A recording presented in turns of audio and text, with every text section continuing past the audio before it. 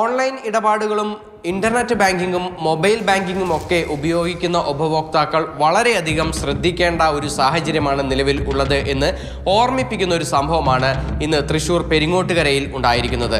തൃശൂർ പെരിങ്ങോട്ടുകര സ്വദേശിയായ പ്രദീപ് എന്ന് പറയുന്ന ഡ്രൈവിംഗ് സ്കൂൾ ഉടമ, അദ്ദേഹത്തിൻ്റെ മൊബൈലിൽ, അദ്ദേഹം ഫെഡറൽ ബാങ്കിലെ ഒരു കസ്റ്റമർ ആയിരുന്നു. ഫെഡറൽ ബാങ്കിൻ്റെ വ്യാജ മൊബൈൽ ആപ്ലിക്കേഷൻ അദ്ദേഹത്തിൻ്റെ മൊബൈലിൽ എങ്ങനെയോ ഹാക്കർമാർ എത്തിക്കുകയായിരുന്നു. അറിയാതെ ലിങ്കുകളിലോ മറ്റോ ക്ലിക്ക് ചെയ്ത് ഇത്തരത്തിൽ വ്യാജ മൊബൈൽ ആപ്ലിക്കേഷൻ ഒരുപക്ഷെ മൊബൈൽ ഫോണിൽ ഇൻസ്റ്റാൾ ആയതായിരിക്കാം എന്നുള്ളതാണ് ഒരു പ്രാഥമികമായ നിഗമനം. അങ്ങനെ ഈ മൊബൈൽ ആപ്ലിക്കേഷൻ അദ്ദേഹത്തിന് ഈ ഒരു ബാങ്ക് സ്റ്റേറ്റ്മെൻറ്റ് എടുക്കുന്നതിന് വേണ്ടി അദ്ദേഹം മൊബൈൽ ആപ്ലിക്കേഷൻ തുറക്കുന്നതിന്, ഒറിജിനൽ ആപ്ലിക്കേഷൻ തുറക്കുന്നതിന് പകരം വ്യാജ ആപ്ലിക്കേഷനാണ് ആദ്യം തുറന്നത്.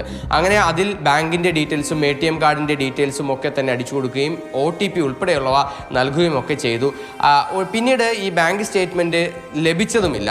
അങ്ങനെ പിന്നീട് പരിശോധിച്ചപ്പോഴാണ് യഥാർത്ഥ മൊബൈൽ ആപ്ലിക്കേഷൻ ശ്രദ്ധയിൽപ്പെടുന്നതും അങ്ങനെ അത് ഉപയോഗിക്കുന്നതും.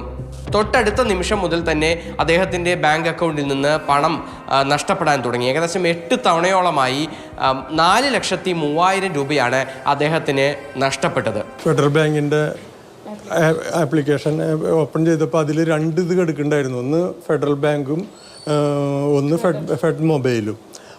അതിൽ അപ്പോൾ ഞാൻ ഫെഡ് ബാങ്കാണ് ഓപ്പൺ ആക്കിയത്. 24 hours വെയിറ്റ് ചെയ്യാൻ പറഞ്ഞു. അപ്പോൾ അത് ക്ലോസ് ചെയ്തു. അപ്പോൾ അതിലേക്ക് അതിൻ്റെ മുമ്പ് ATM കാർഡിൻ്റെ നമ്പർ കൊടുത്തിരുന്നു. ഡീറ്റെയിൽസൊക്കെ കൊടുത്തിട്ട് 1 മാസത്തെ സ്റ്റേറ്റ്മെൻറ്റ് എടുത്തു.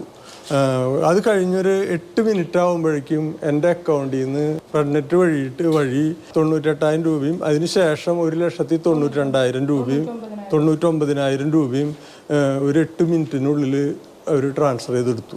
അച്ഛൻ്റെ ഫോണിലേക്ക് വീണ്ടും അവർ ട്രിഗർ ചെയ്തിട്ട് OTPs വന്നുകൊണ്ടിരുന്നു. ഒരു 5-8 OTP വന്നുകൊണ്ടിരുന്നു നമ്മുടെ അക്കൗണ്ട് ഫ്രീസ് ചെയ്തത് മാറാൻ വേണ്ടിയിട്ട്. പക്ഷേ വീണ്ടും ഫ്ലിപ്കാർട്ടിൽ നിന്ന് നമ്മുടെ ഒരു ഓർഡർ പ്ലേസ് ചെയ്യാമെന്ന് പറഞ്ഞിട്ട് ഇത് വന്നു, മെസ്സേജ് വന്നു. അത് നമ്മൾ ഇഗ്നോർ ചെയ്ത് വിട്ടു. പിന്നെ വാട്സപ്പിൽ അവർ ഹായ് അയച്ചു വീഡിയോ കോൾ ചെയ്യാൻ പറഞ്ഞു. അത് നമ്മൾ ചെയ്തിട്ടില്ല. ഉടനടി തന്നെ ബാങ്ക് അധികൃതരെ വിവരം അറിയിക്കുകയും ബാങ്ക് അക്കൗണ്ട് അത് ബ്ലോക്ക് ചെയ്യുകയും ചെയ്തിട്ടുണ്ടായിരുന്നു. അക്കൗണ്ട് നിന്ന് പണം പിൻവലിക്കാൻ കഴിയാത്ത വിധത്തിലേക്ക് മാറ്റുകയും ചെയ്തിട്ടുണ്ടായിരുന്നു. പക്ഷേ അപ്പോഴേക്കും 4 ലക്ഷത്തിലധികം രൂപ അദ്ദേഹത്തിൻ്റെ അക്കൗണ്ടിൽ നിന്ന് പിൻവലിച്ചു പോവുകയും ചെയ്തിട്ടുണ്ടായിരുന്നു.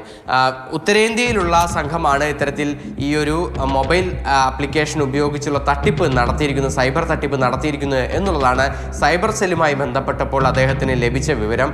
ഇതുമായി ബന്ധപ്പെട്ട് തൃശൂർ റൂറൽ സൈബർ വിഭാഗം ഇപ്പോൾ അന്വേഷണം നടത്തുകയാണ്.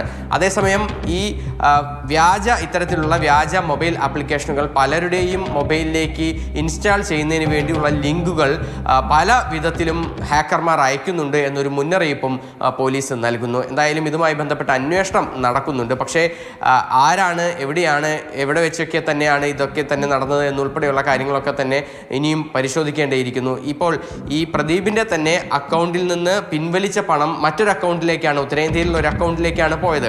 ആ അക്കൗണ്ടുകൾ 2 അക്കൗണ്ടുകളിലായി നോക്കിയപ്പോൾ ഒന്നിൽ 7 രൂപയും മറ്റൊന്നിൽ പണമൊന്നുമില്ല എന്നുള്ളതാണ് ഇത് പരിശോധിച്ച സൈബർ വിഭാഗം ഉദ്യോഗസ്ഥർ വ്യക്തമാക്കിയത്. എന്തായാലും ഇതുമായി ബന്ധപ്പെട്ട് സൈബർ പോലീസ് അന്വേഷണം തുടരുന്നുണ്ട്. പക്ഷേ ഇതെല്ലാവർക്കുമുള്ള ഒരു മുന്നറിയിപ്പ് കൂടിയാണ്. ഇത്തരത്തിൽ തങ്ങളുടെ മൊബൈൽ ഫോണുകളിലോ മറ്റോ ബാങ്ക് ആപ്ലിക്കേഷനുകളുടെ വ്യാജ ആപ്ലിക്കേഷനുകൾ ഇപ്പോൾ ഉണ്ടോ എന്നുൾപ്പെടെയുള്ള കാര്യങ്ങൾ പരിശോധിക്കണം. അത്തരത്തിലുള്ള ആപ്ലിക്കേഷനുകൾ ഉണ്ടെങ്കിൽ അതിനെ കൃത്യമായി ഒഴിവാക്കുന്നതിന് വേണ്ടിയുള്ള നടപടികൾ എടുക്കുകയും വേണം എന്നുള്ള ഒരു മുന്നറിയിപ്പ്.